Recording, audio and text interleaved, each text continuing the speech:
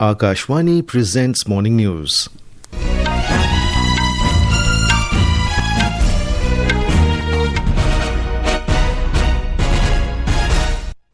Good morning, I am VC Pramod. The headlines.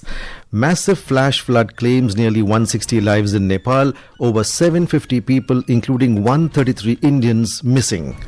High alert issued in Bihar and Uttar Pradesh following Nepal flood. India sends first tranche of relief materials to Nepal. Prime Minister Narendra Modi to address Khelo India Dialogue today through video conferencing. Centre begins targeted release of onions from buffer stocks to ensure adequate availability and check seasonal price rise. US halts all visa appointments globally amid President Donald Trump's immigration crackdown. Meta to pay up to $18 billion to settle claims that its platforms harm children. And in men's cricket, Team India on verge of Test series win against Sri Lanka in Colombo.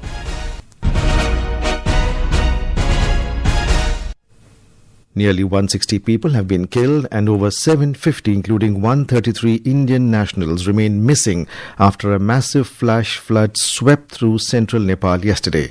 Originating in Tibet, the flood devastated several towns and villages, washing away critical bridges and crippling a dozen hydropower projects.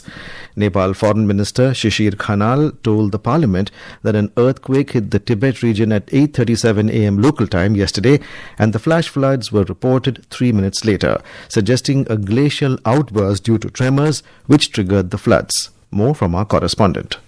Nepal's National Disaster Risk Reduction and Management Authority said the massive flood entered the Trishuli River through the Bhote Koshi in Timur, a border town in Rasuwa district, due to the rock slide and swelling of the Lende River situated along the Nepal-Tibet border. It then spread along the river course to other districts like Nuwakot, Chitwan, Gorkha, Tanahu and Nawalparasi East, covering areas ranging to nearly 200 kilometers from the capital Kathmandu. Nepal police said 157 people died in the flash flood. The Nepal government said around 500 people are missing. According to China's state-run news channel, 3 people were killed and 265 are missing on the Chinese side of the border. Videos from the affected areas showed a powerful surge of muddy water, rocks and debris sweeping through the border region. Officials said that around 100 people have been rescued from different parts of the affected areas. Prime Minister Narendra Modi spoke to his Nepalese counterpart Balendra Shah and assured him of all possible humanitarian assistance. Mr. Shah thanked Prime Minister Modi for his warm words of solidarity and for offering humanitarian assistance. New Delhi has already sent the first tranche of relief supplies to the neighbouring nation. Indian Embassy in Kathmandu issued emergency numbers for assistance and information related to Indian nationals. The Embassy of India in Beijing also issued a helpline number which can also be contacted through WhatsApp. At least 50 of the Indians missing were pilgrims for the Kailash Mansarovar Yatra. Besides Indians, missing tourists are from more than 24 countries including US, Malaysia, UK, South Africa, Australia and Netherlands. Kaumudi Parekh, Akashvani News, Delhi.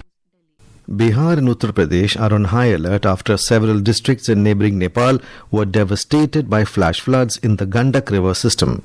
NDRF has been placed on high alert along with the local administrations and relief rescue teams in the border areas where its impact may be felt. Union Home Minister Amit Shah spoke to Bihar Chief Minister Samrat Chaudhary and Uttar Pradesh Chief Minister Yogi Adityanath on the situation and the possible rise in river water levels. Bihar government has asked districts along the Gandak River, including West Champaran, East Champaran, Gopalganj, Saran, Muzaffarpur and Vaishali, to remain on alert. However, water level in Gandak River has started receding. A report.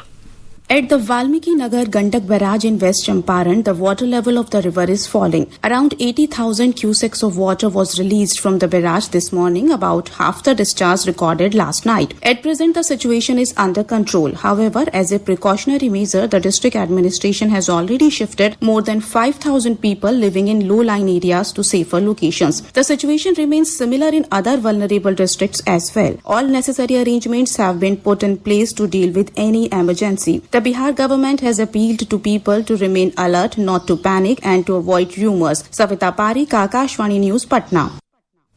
Our Lucknow correspondent has filed this report on the situation in Uttar Pradesh.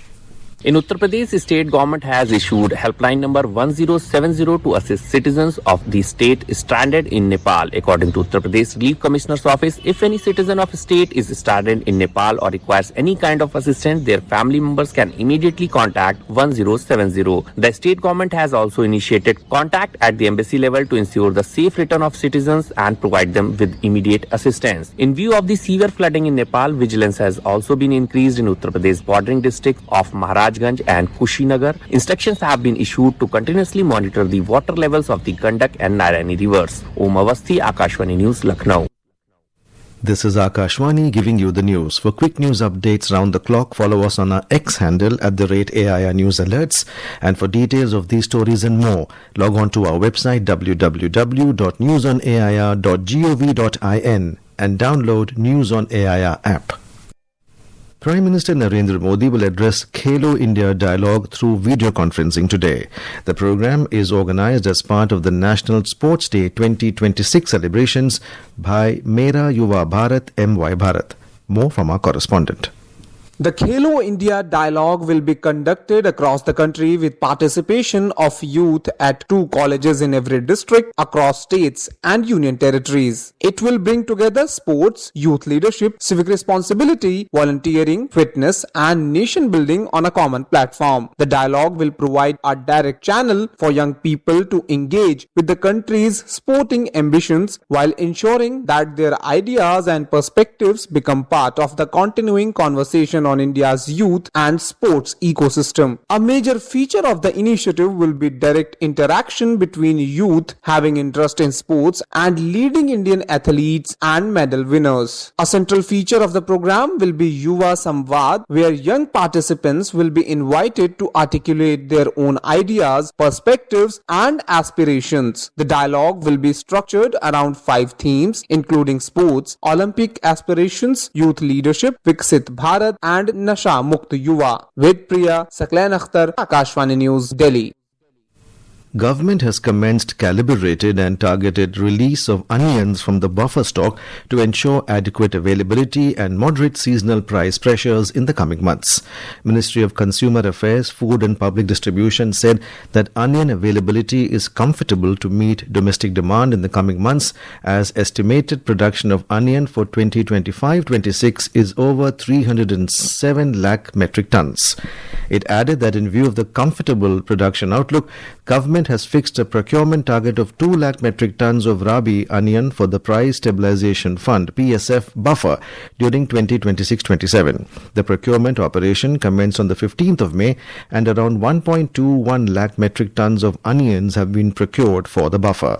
The ministry said that onion will be sold at 35 rupees per kilogram through mobile vans and retail outlets of National Cooperative Consumers Federation NCCF and National Agricultural Cooperative Marketing Federation NAFED, as well as through Safal and Kendriya Bhandar outlets.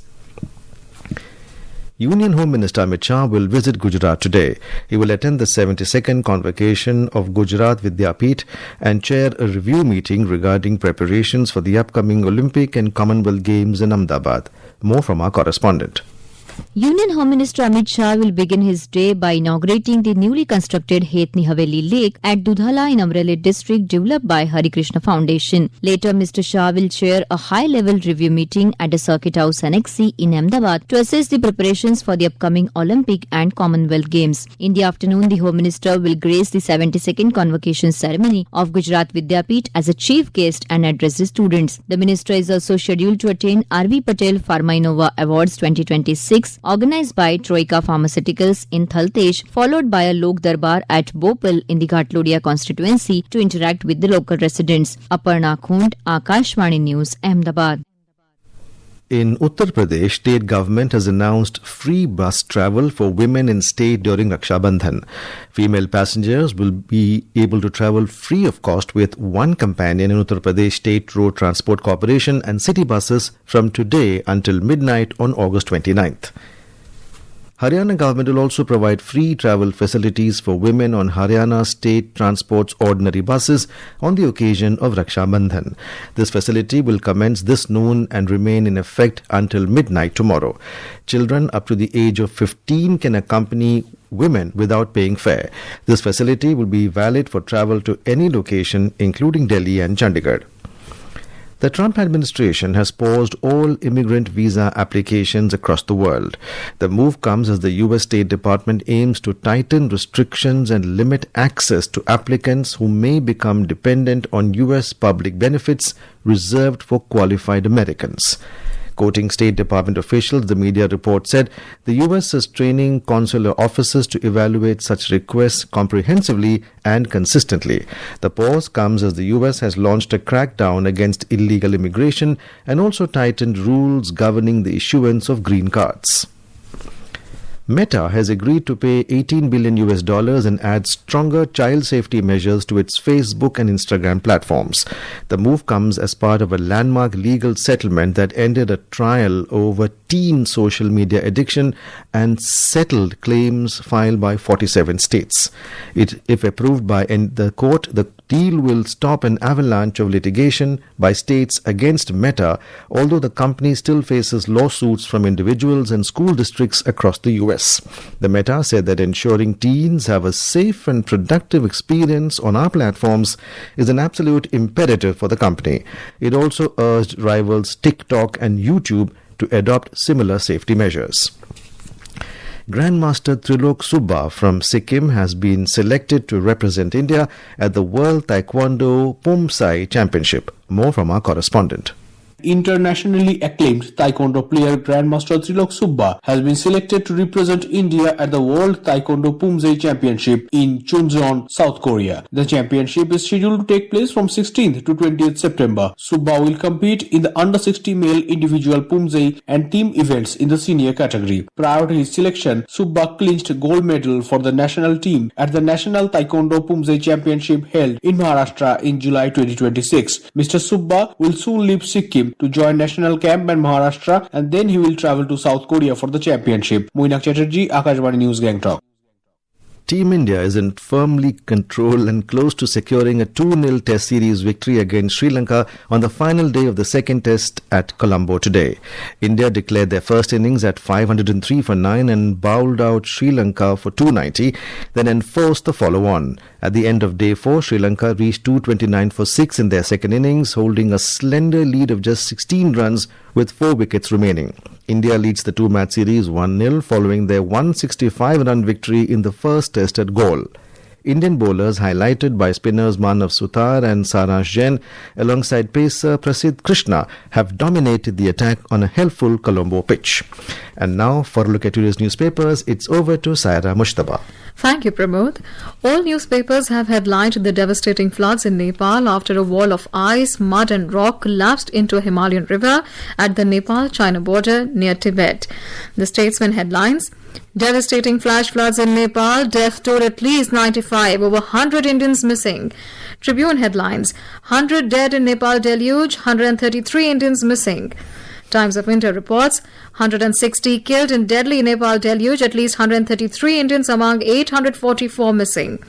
Another major story covered on the front page of most dailies is the Trump administration pausing all visa appointments worldwide. Hindustan Times says US pauses immigration visa interviews amid crackdown, while the Asian Age headlines: US pauses visa appointments worldwide. Another story covered in newspapers is Maharashtra Public Service Commission cancelling the recruitment process for Drug Inspector Group B post following an inquiry into alleged malpractices in the screening exam conducted earlier this year. And finally, a story in Times of India says that from Tokyo to London, heat waves send men to work in shorts.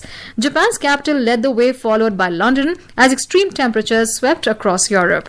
And with that, it's back to you, Pramod. Thank you, Saira. And now, before we end the bulletin, the headlines once again. Massive flash flood claims nearly 160 lives in Nepal, over 750 people, including 133 Indians, missing. High alert issued in Bihar and Uttar Pradesh following Nepal flood. India sends first tranche of relief materials to Nepal. Prime Minister Narendra Modi to address Khelo India Dialogue today through video conferencing. Centre begins targeted release of onions from buffer stocks to ensure adequate availability and check seasonal price rise. US halts all visa appointments globally amid President Donald Trump's immigration crackdown. Meta to pay up to $18 billion to settle claims that its platforms harm children. And in men's cricket, Team India on verge of Test series win against Sri Lanka in Colombo. And with that, we end the morning news. Have a nice day.